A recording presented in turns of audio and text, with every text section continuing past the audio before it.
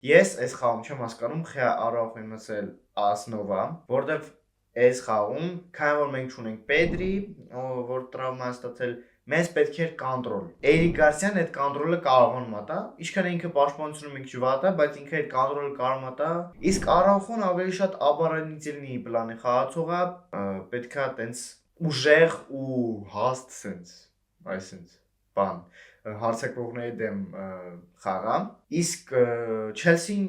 չունի դες խաղացողներ, ունի, բայց մի քանիսն են պաշտպանությունում։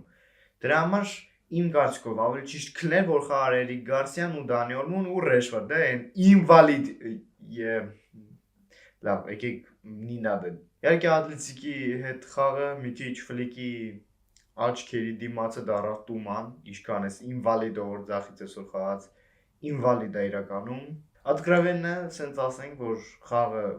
ամենալավը չէ, որ մենք կարենք խաղանք։